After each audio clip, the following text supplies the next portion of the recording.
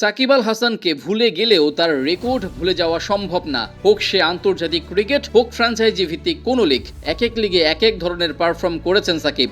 IPL থেকে Big Bash, এমন কোনো লিগ নেই যেখানে সাকিব খেলেননি। ক্যারিবীয় দ্বীপপুঞ্জে অনুষ্ঠিত হওয়া সিপিএলে সাকিব রীতিমতো তাক লাগিয়ে দিয়ে এসেছেন। এক রেকর্ড গড়ে রেখেছেন যা দেশি বিদেশি কোনো বোলার সাকিবের সেই রেকর্ড ভাঙতে পারেননি।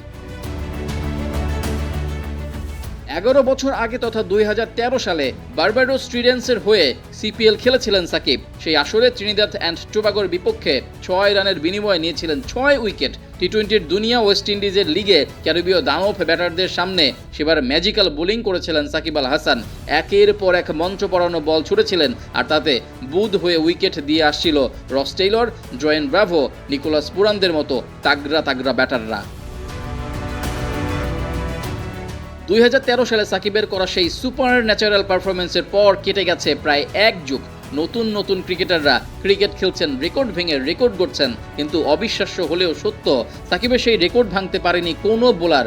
বড়জোর সাকিবের রেকর্ডের ধারে কাছে এসেছিলেন পাকিস্তানের বোলার সোহাইল তানভীর। 2017 সালে 3 রান দিয়ে 5 উইকেট শিকার করেছিলেন তানভীর, আর মাত্র একটা উইকেট নিতে পারলে সাকিবের রেকর্ড ভাঙতে পারতেন তানভীর।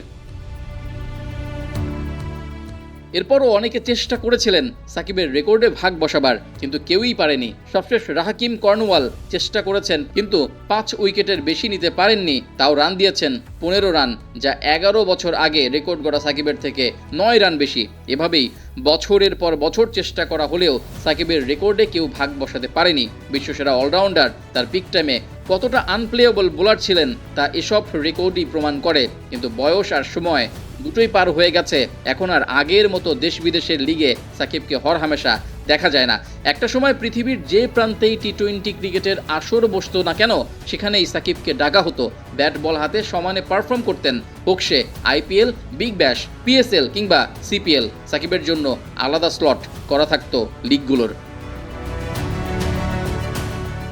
এমনও হয়েছে যে একটা সময় বাংলাদেশের একমাত্র ক্রিকেটার হয়ে সুদূর অস্ট্রেলিয়ান বিগ ব্যাশে খেলতে গিয়েছেন। কাউন্টির মতো অভিজাত লিগেও সাকিবকে একাই ডেকেছে বাংলাদেশ থেকে।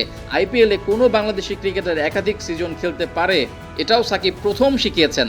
রেকর্ড গড়ার কাজে সাকিবই নেতৃত্ব দিতেন, আর এভাবেই দুনিয়ার সেরা অলরাউন্ডার হয়েছেন সাকিব দ্য ম্যাজিক্যাল হাসান।